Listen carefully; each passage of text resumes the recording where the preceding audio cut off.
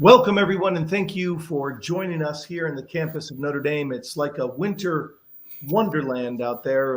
That may be a rather positive spin on things, but we had a bunch of snow a week ago. I'm sorry that we had to cancel our program.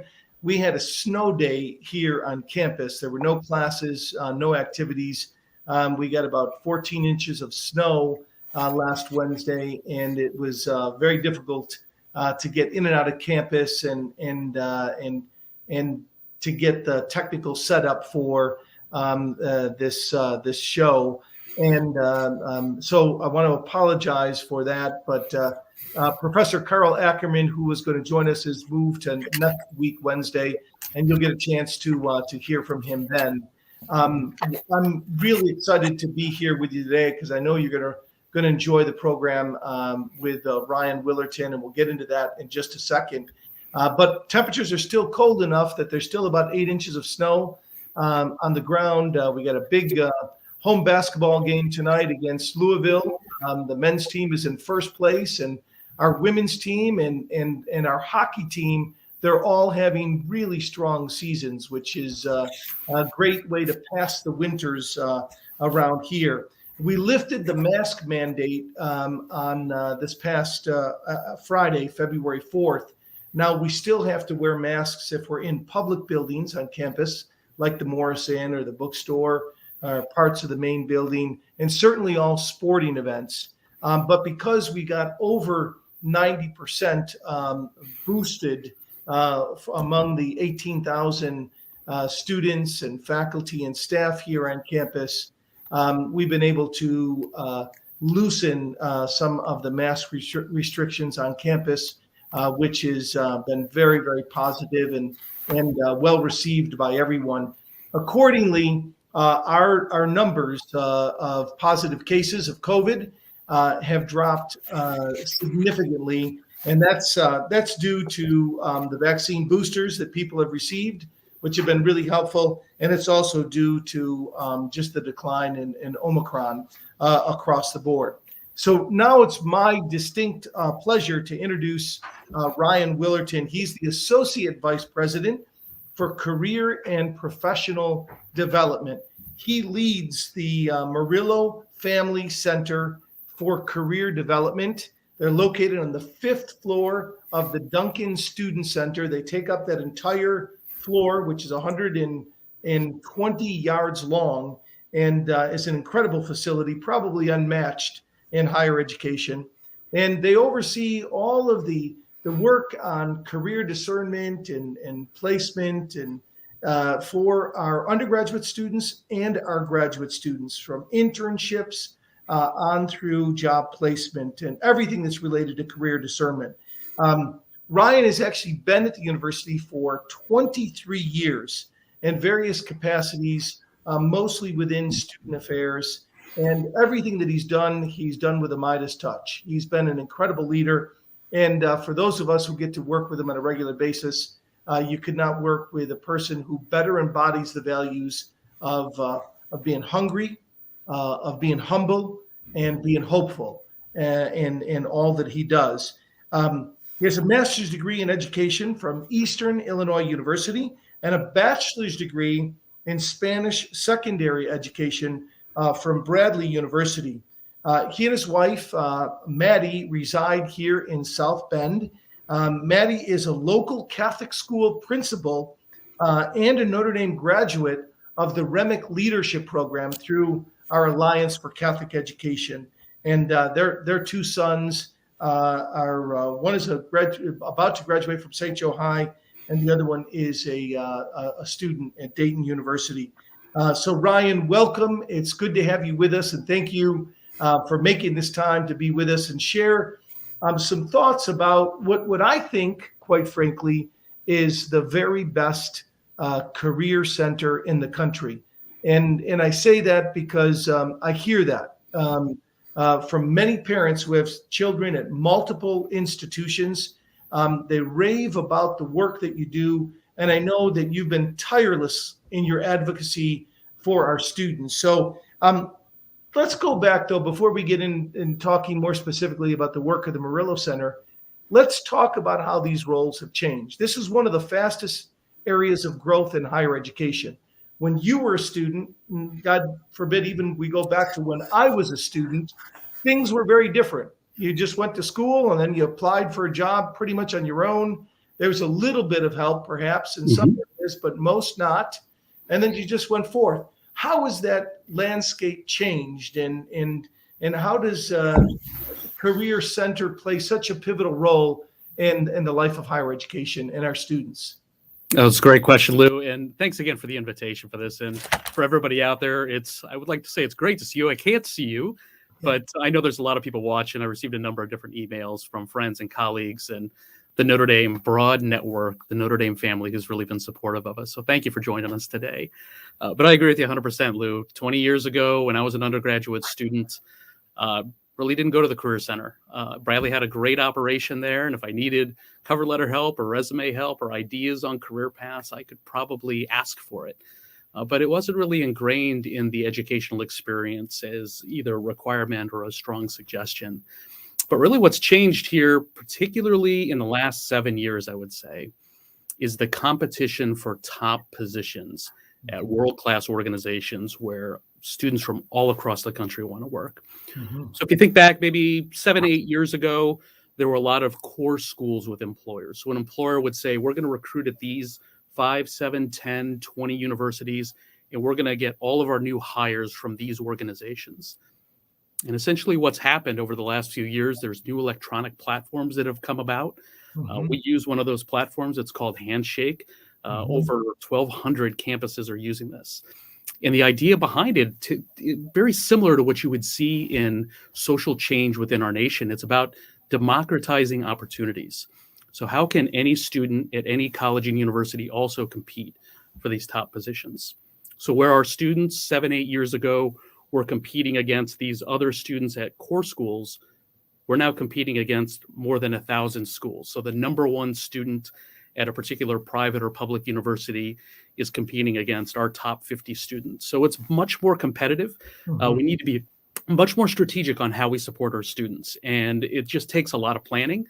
We really have a big emphasis on data right now. So how can we gain as much insight about our students so that we can best serve them? We can find out what their interests are, but more importantly, we can prepare them so they can also compete for these jobs.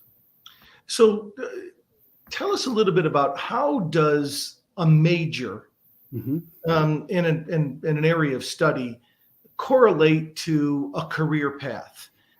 It used to be, I think many people think that, including our students, that if I major in this, then I've got to follow this particular direction.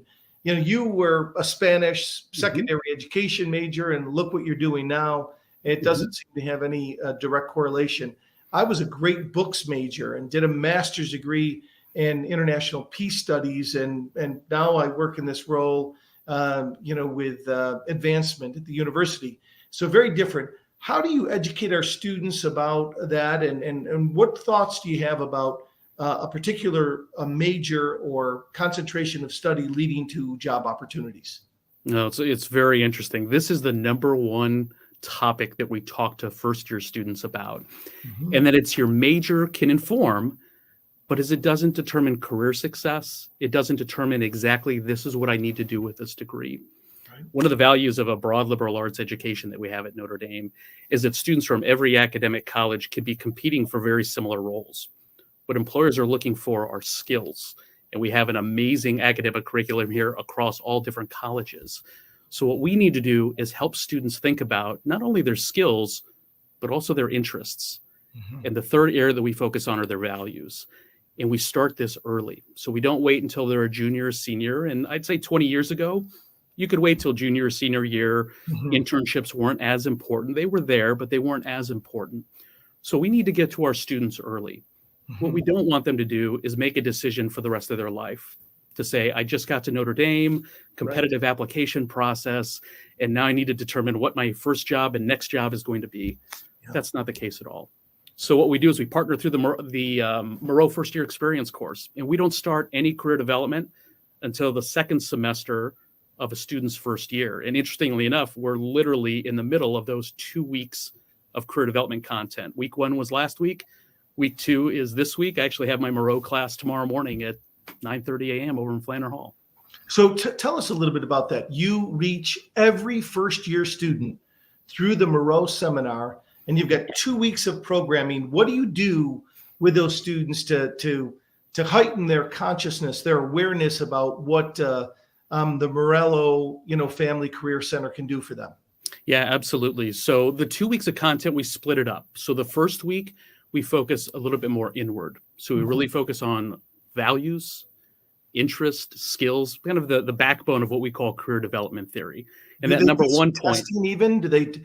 Yeah. So Yeah. So it's not a traditional academic class where there's an exam or a test, but one of the things that we do, it's a flipped classroom model with Moreau First Year Experience course. So students do the work in the days leading up to class, and that 50-minute class with over 120 different sections of instructors, a lot of them in student affairs, many faculty members, a lot of folks in university relations are also instructors.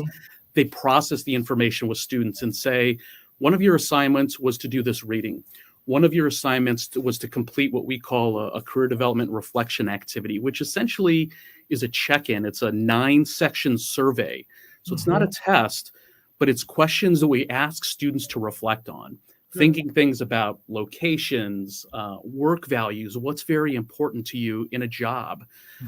How interested would you be in staying close to home versus moving far away from home when you're thinking about future careers? What career paths would you be most interested in? So this 9-section check-in, as we call it internally, gives us a treasure trove of information that helps us do our jobs better, because now we know these are the students we're working with. These are their interests. Here are the skills that they need to develop. And most importantly, here's the areas that they're interested in working most right now. And that's obviously subject to change. As I mentioned, the liberal arts piece earlier, one of the beauties of having a centralized career center, and I can't thank Alex and Lisette Morello enough for not only this beautiful facility, but the opportunity to be at a world-class university, to have the resources to have a centralized model where all students from all colleges, regardless of career path, they want to do service work, if they want to get employed, if they want to go to graduate school, medical school, law school, they all come to one place. And with this model that we have, we're able to get this information, share it with our faculty partners, and really tailor our programs to best serve their needs. It seems to me that so many of our students feel immense pressure about the career decision and career path. And many of them feel that that first job is going to set them on an inexorable path, which is immovable and unchangeable. Couldn't be further from the truth, and just adds to that pressure. We have, I believe, one of the very best, career centers, as I mentioned, in the Murillo Family Career Center at Notre Dame. I talked to one parent who said they had a kid at Notre Dame and a kid at the same time at an Ivy League institution. They said at the Ivy League institution, they really didn't do anything for them in terms of career discernment, placement. They almost felt like we're so good that the kids who graduate, they'll just find things on their own. And this parent was saying, I can't believe, by contrast, all of the services that were offered through the Murillo Family Career Center. What makes us distinct at Notre Dame? Yeah, I'd say it's the personalized touch. So it's not a situation where when you come to Notre Dame, you just follow these 5 or 6 steps, and then you make a final decision on what job you want to go into. We really take it back to the first semester of a student's first year and give them a structure to say, focus on your classes, focus on learning to live with others who have different backgrounds from you. One of the values that we hear from employers, why they like Notre Dame graduates, is because they're well-rounded. They have a good foundation for technical work, but Notre Dame graduates are typically the ones who may rise a little bit faster than their coworkers up through an organizational chain because of their ability to work with others. So joining clubs and organizations, encouraging students to visit with faculty outside of normal classes in their office hours, so they can build relationships and understand that the word networking that we throw around all the time is nothing more than having a conversation, finding a common bond, and just learning about somebody else's background or their interests. And the more we can get students to do this, the more special this program will become here. So tell us about, you do career check-ins Yeah. with our students. Yeah. I assume that comes after they've been introduced to all that the Murillo Family Career Center can offer to them. How does a check-in work with them? Yeah, so basically the check-in is all electronic. It's as simple as an online survey that asks questions, but also provides immediate feedback. So, for example, we'll ask all of our students, and these are all undergraduates, first year, sophomores, juniors, and seniors. We'll say, do you have a resume yet? No, and they answer, no, I don't have a resume. Well, a resume is something you're going to need at some point in your career. Maybe not in the next year or two, but you're going to need this. Please know, here are the services and resources we provide for you. Another question, do you have a LinkedIn profile? No, I'm not interested in LinkedIn. So then we'll provide them some educational materials to say, this is one of the ways where other people can find you and opportunities may be presented to you. But it gets more, or it's a little bit deeper than just transactional questions like that. One of the things, I actually pulled together a slide that I share with a lot of different folks about career path interest. So we'll ask students, here's 42 different career paths, everything from financial services to technology to government, nonprofits, aerospace and defense, startups. Which of these interest you? Not you need to make a decision on which career path you need to select, but just tell us what you're interested in so we can make sure that we're focusing our energies in the right places. And when we couple that with what you see on the screen right now with the question we ask our first year students about their work values, what's important to you? This gives us an idea of what they're thinking. And we can work with our employer network to say, when you recruit at Notre Dame, here's the types of students who you're going to be hiring. You'll notice that within these top 4 work values, and there's a list of about 21 work values that we ask students to say, is this very important? Is it somewhat important, or is it not important? And making money isn't in the top 4. It's not even in the top 5. Is it an area that's interested in? Of course, anybody wants financial stability. But really this concern and care for the common good that you see in these responses, this helps us do a better job as we work with our employers to educate them about why Notre Dame students are different or why they're special. Fantastic. It's an interesting instrument, and the way you're reaching out to. Do you only share that with first year students, or can that go to upperclassmen and women if they've not participated in yet? That's a great question, Lou. So we actually do this every January. So first year students get it through the Moreau curriculum. So in early February, first year students do it. And then once they become sophomores, juniors, and seniors, we administer it in January, right around the time of our winter career fair, which we just had a couple of weeks ago up in the Danke Ballroom in the Student Center here. But when we ask our sophomores, juniors, and seniors these questions, it helps us, once again, not only tailor our services and our approach, but particularly for our seniors, we ask them the question, talk to us about what stage in the career development process you're in now. Have you already secured a job? Are you looking for a job? Are you still trying to figure out what you can do with your major? Are you going to be serving in the military? Are you interested in going to graduate school? So with all this information, we take it back to our team. We had an undergraduate career counselor meeting this morning where they were pouring through all this information to say, what are the trends and what are the areas where we can scale our services to have an immediate impact, particularly for our seniors before they leave the South Bend area and move on to their first destination. We want to make sure that we're doing everything we can to help them. And if they say, I'm still trying to figure it out, we have a dedicated staff of what we call discernment counselors who will help students figure out values, interests, and skills. So as opposed to saying, here's where all of the art history majors have landed with employment or graduate school in the past, we don't look at the major. We say a major can inform, as I mentioned earlier, but it doesn't define your career path. It doesn't mean here's what other Notre Dame graduates have done. You also should do this. We give those as ideas for students.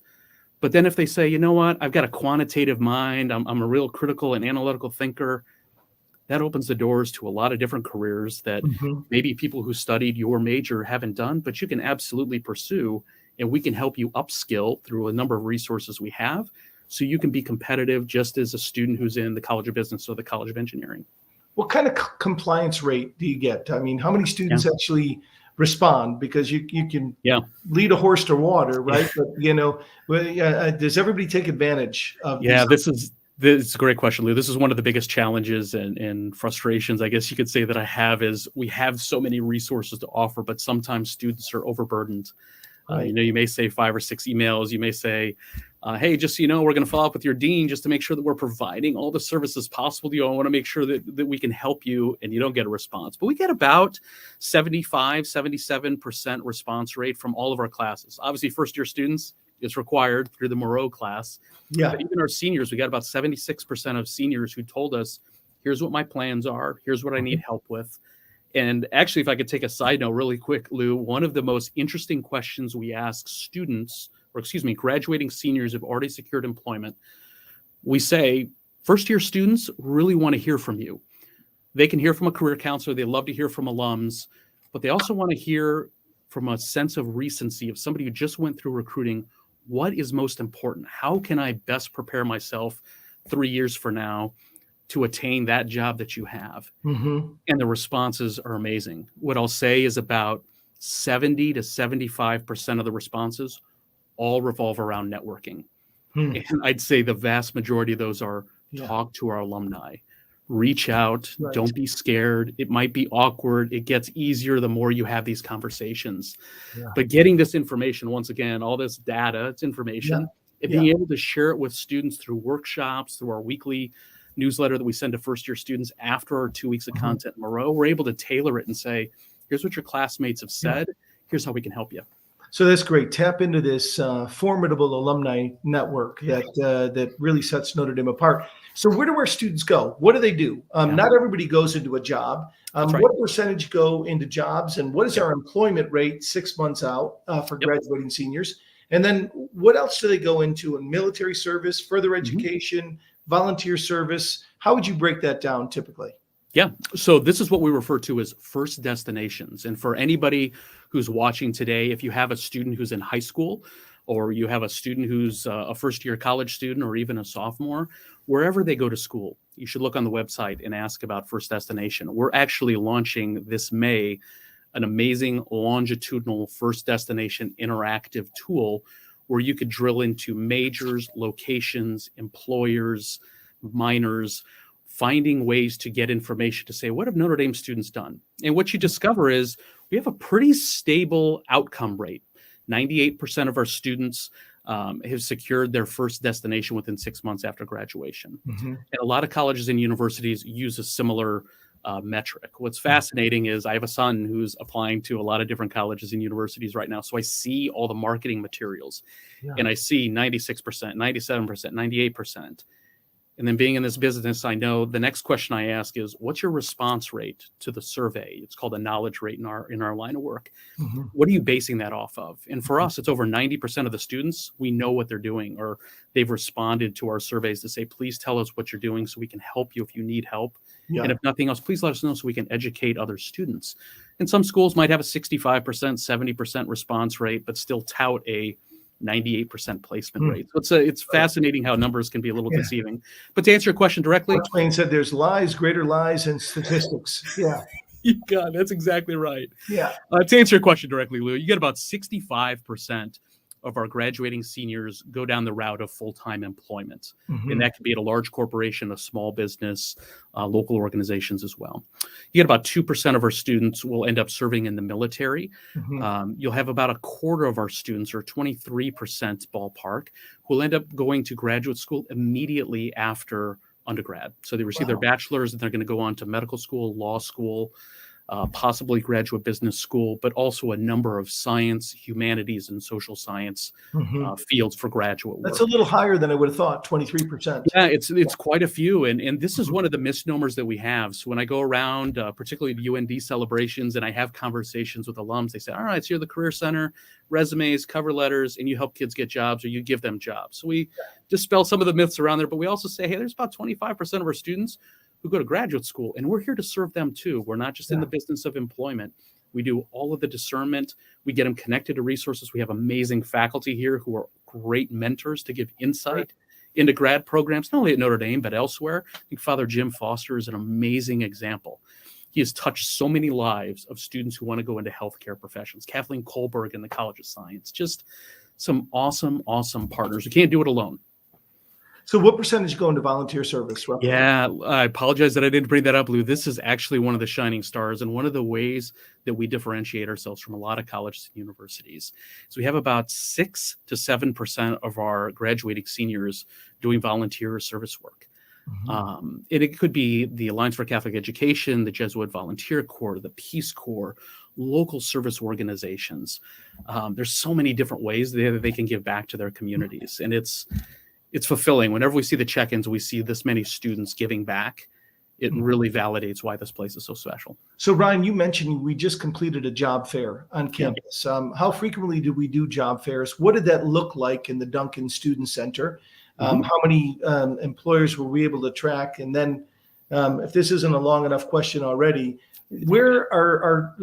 who's hiring the most of our students? Where do most of our students go and into what professions? Yeah, it's a great question. So with our career fairs, we typically do one in the fall, one in the spring.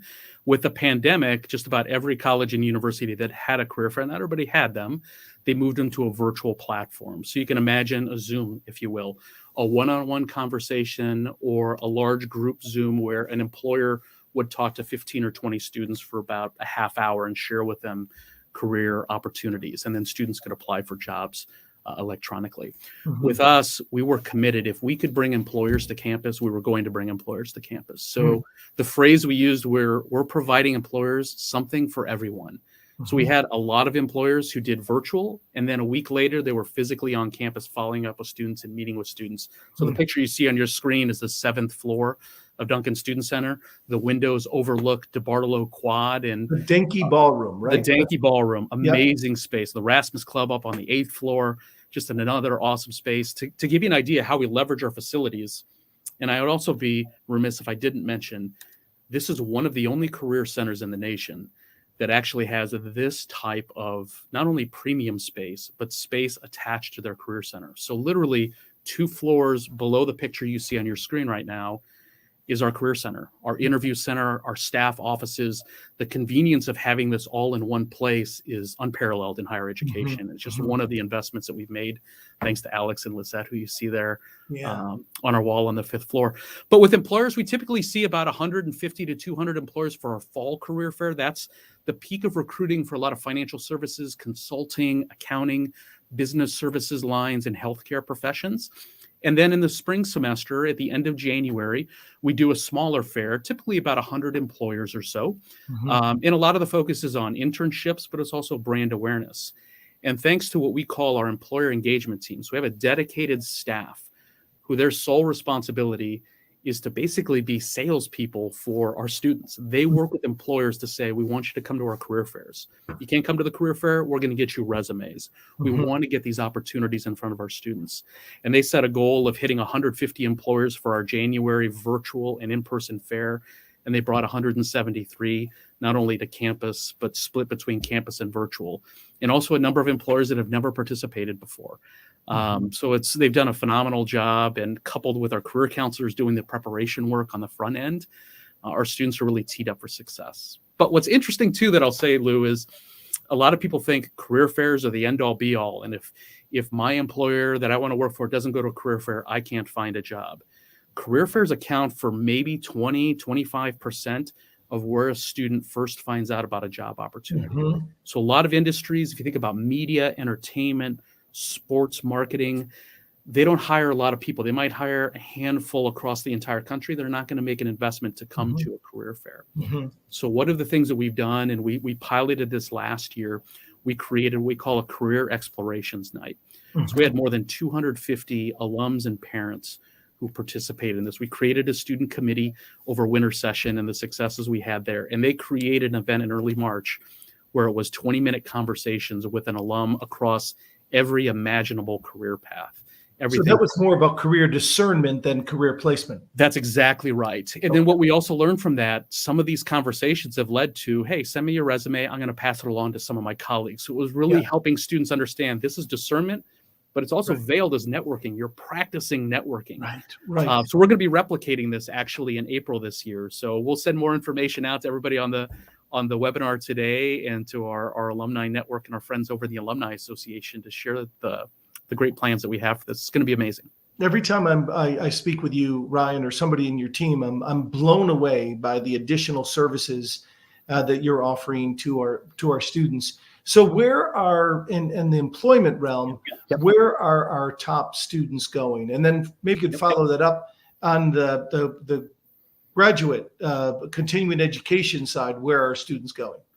Yep. So typically what we're seeing, the most popular career path, we call them career paths, you can call them job functions, industries, but career path that we see is what we refer to as financial services. So it's not just investment banking on Wall Street, but it's a wide variety of financial services within that industry. So we'll see most of our students there. Our second most popular is actually consulting.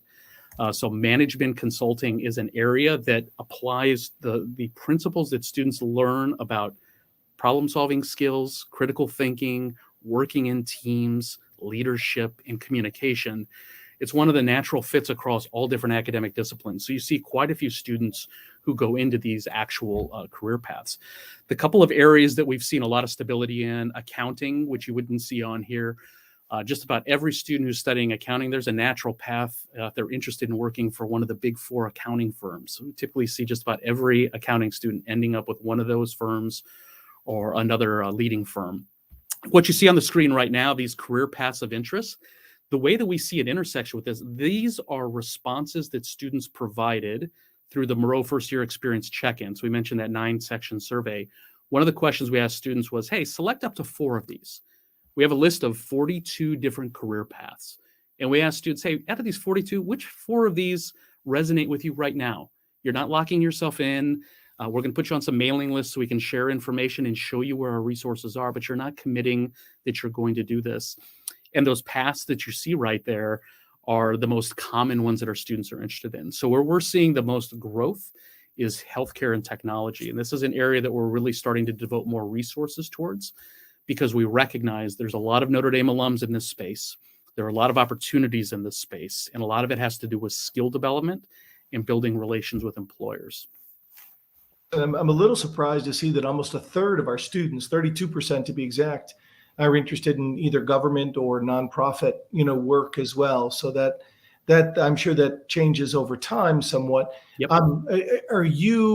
Is it inappropriate to ask which firms hire the most of our students? Yeah, so no, it's a great question, Lou. So what I would say is the big 4 accounting firms, and big 4, they have an accounting and they also have an advisory arm or a consulting arm.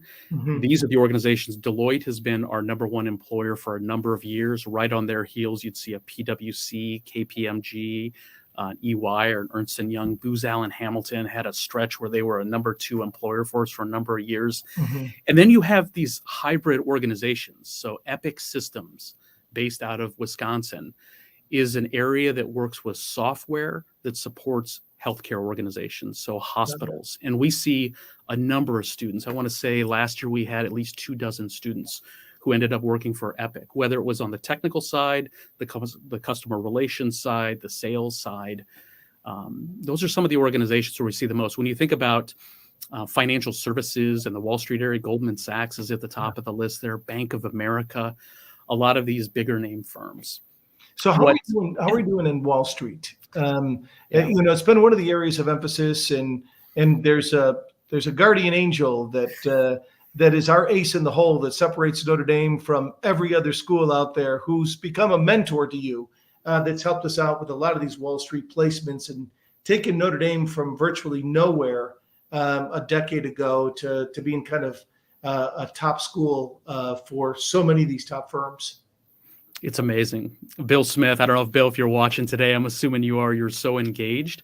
I have calls every Monday morning with Bill, and we talk about strategy, not just financial services. We've been talking a lot about healthcare and technology as well, but he provides insight, and he talks about the recipe for success of how we've seen so much passion and interest within the Wall Street community. So if you take it back to the recession back in 2008, 2009, horrible financial crisis, you have about 40 of our graduating seniors who secured full-time employment. Fast forward to where we are today. You have more than 250, 260 graduating seniors from all different academic colleges are getting top jobs in financial services, and not just in Wall Street in New York City, but they're also getting jobs in LaSalle Street, in Chicago, And they're also out in San Francisco. They're in Southern California as well. Without Bill's help, none of this would be possible. Yeah. So, Bill, if you're out there, kudos. Yeah. It's all it takes is one alum or one parent who says, you know what, I want to make a difference. I want to help. In technology, healthcare, these are areas that we're going to be growing. We're looking for other Bill Smiths in the world. That's right. And Bill has been incredible, calling up so many of our alumni, parents, friends, and said, hey, will you take, and it seems like the internships have become the coin of the realm, right? So internships at a firm where they get comfortable with you, then they make offers, not just in the financial services world, but otherwise, and not just for business students, but for all the different colleges you mentioned. Tell us a little bit more about that, how that works. Yeah, so internships in the past, we talked about 20 years ago, maybe some students did an internship. Now what we're finding for top companies, recruiting for top positions, they're looking for 2 internships. So I don't want to freak anybody out there. If you have a first-year student or a high school student, please hear this loud and clear. First-year students do not need an internship after freshman year. Spend the time serving their community, taking a break from academics. So I'm sure it was a stressful year. Keeping in touch with their friends, doing some service work or manual labor where they can develop skills like grit, communicating under stressful situations. They don't need an internship after first year. After sophomore year and junior year, this is really the time to really start honing in and exploring what types of work interest me. And what I share with students when we talk about internships, there's 2 basic principles. Number one, it can either validate that I really love this kind of work. I really love this organization, and maybe I could do something else there in the future. Or I had a not so good experience, and maybe this organization isn't what I thought it was. Right. Or I really just don't like sitting at a desk all day working on a computer. I need more people skills and people or more interaction with other people. I'm a social person. Right. So any experience, even the ones that maybe on the outset don't feel good, can be helpful in learning through that discernment process. So in the internship realm, a lot of the large corporations, especially in the financial services world or in engineering or consulting, they have the money to pay our students a good stipend. And what about some of the smaller startups or the nonprofits? How do you work at facilitating internships to those sites for students that have corresponding interest? And what do you do in terms of stipends, especially in some expensive cities around the world? Now, there's 2 points that I would share related to that, Lou. The first one is some of these smaller organizations that don't have as many financial resources, they're not the ones who are going to be coming to a career fair. We're seeing more of them participate in virtual fairs because the cost barrier is much lower. There's no travel expenses associated with it. So what we had to do internally within the Career Center staff is figure out, if they don't come to career fairs, we want to share this information with students. How do we get more information in their hands that is going to be directly pertainable to them, where they would see themselves in this organization? So what we did is, in addition to the check-in survey due in January, in September, we also administer what we call a summer experience survey, where we said, hey, please tell us what you did this past summer. June, July, did you study abroad? Did you travel? Did you have an internship? Did you do service work? Were you training for varsity athletics? Were you serving in the military and doing basic training? And what we've done is we've compiled over 3 years, 7,000 different internships. And we have this in an interactive database that's available for all of our Notre Dame students, password protected, where they can say, here's what I'm studying. What different organizations did students who were in my major or my class year, what did they do last year or the year before? So it gives them ideas. And the second part of this that you mentioned is the pay. And for many organizations, they are recognizing now internships shouldn't be free labor. But there are some organizations that do have financial restrictions, or maybe they're paying minimum wage, but they are in a high cost of living city like New York or San Francisco. So this is where our benefactors have really stepped up. And we actually manage a number of what we call internship funds. So students who have demonstrated financial need and they say, I'd really love to do this internship, but I can't make it work financially. We have a very simple application process. They come to us. We have a number of benefactors who said, I want to help students in the College of Arts and Letters. I want to help students who want to be in California. And we actually have a number of alums, including Matt DeSalvo. So Matt, if you're out there, thank you so much, who said, do what you need with this money to give students experiences. So these funds are allocated to students based on need, and it's not income replacement. Essentially, these funds help with food, transportation, and housing. So Mhm. how can I have money to survive and thrive and actually get this experience? And there's a lot of colleges and universities that are starting to do more of this internship funding. We've been doing it through a number of years, thanks to a lot of supporters. Yeah, that's terrific, and very important.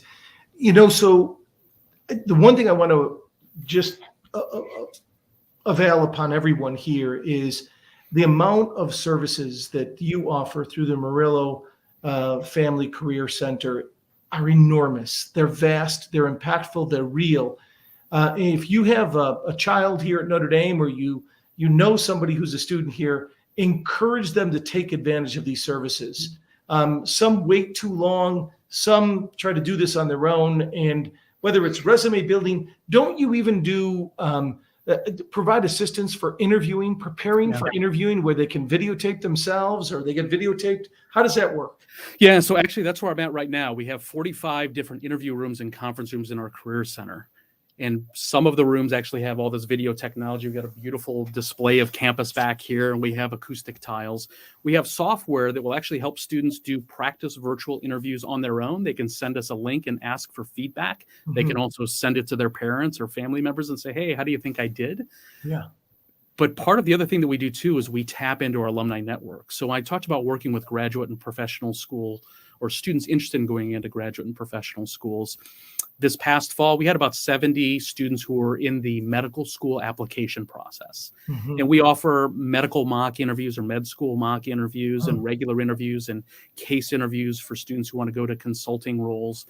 But these 70 students said, I'd love to do an interview with somebody who's actually either at a med school or is a doctor. So we reached out on Irish Compass, the platform that Dolly Duffy talked about here a couple of weeks ago. And we put an ask out to those who are actually working in healthcare professions and said, hey, our students want to go to med school. We'll give you the tips. We'll give you the outline, the questions to ask. Would you be willing to do this? 111 healthcare professionals stepped up and said, more than happy to help. Put me on the list. Let students know how to get in touch with me.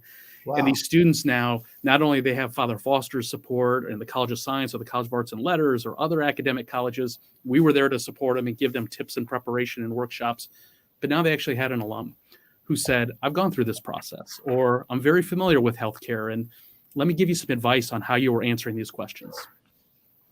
Any particular stories as we conclude about either graduating students or seniors or any graduate students who you also work with very much? Is there any stories about any placements that that just kind of pop off the page for you? Yeah, Lou, there's so many personal relationships that our counselors and I personally have developed that are just amazing to see where they've ended up. And through this check-in, as I mentioned, we have our career counselor meeting this morning. I pulled up a list and I said, all right, let me see where some of these jobs are. We might get a question from somebody. So let me read off a few of these. Research associate at the Federal Reserve Bank, consulting strategy analyst at Deloitte, a UX designer at Amazon, a teacher for the Alliance for Catholic Education, financial analyst, Walt Disney's company, project manager at Epic Systems, consumer business strategy analyst at Goldman Sachs, a property sales associate at Fenway Sports Management. Amazing. Just these job titles that these students have are unbelievable. Well, I want you to know that I graduated from Notre Dame and went and worked in the missions, volunteer work in Chile and the Dominican Republic for about 5 years. My sister graduated, worked for Greenpeace for several years. My brother Chris went and worked in the Dominican Republic, then worked in a drug and alcohol rehab clinic for homeless children for about 5 years. And my youngest brother, who didn't go to school here, was, they were wondering if he felt an inferiority complex because he didn't go to Notre Dame and the three older ones had. And my dad said at one point, he said, listen, I'm not worried about him, because he said, but my youngest brother, he said, if he makes minimum wage, he'll be making more than the rest of them. So I know our students are all over the gamut in terms of what they choose, in terms of their careers and their career paths, right? Because I started out living in a shanty town under a dictatorship in Santiago, Chile. Never imagined that this would evolve into the role that I've been doing here for the last 20 years at Notre Dame. And I think that's true for so many of our students. Is it's very difficult to predict where career and life will take you. And I'm just really blown away, though, by the the extent, the breadth and depth of services that you're offering our students in terms of career discernment, internships, job placement. Anything that you have not had an opportunity to share with us that you would want those viewing today to know about? I appreciate the opportunity, Lou. It's been great to spend time with you. First of all, Always. I think there's two different things that I would share. One is something that you just referenced about your family and the opportunities that they've had. Sometimes when we talk about financial services or Wall Street, there's this perception of type A personalities. These students just want to make a lot of money and work in a bank.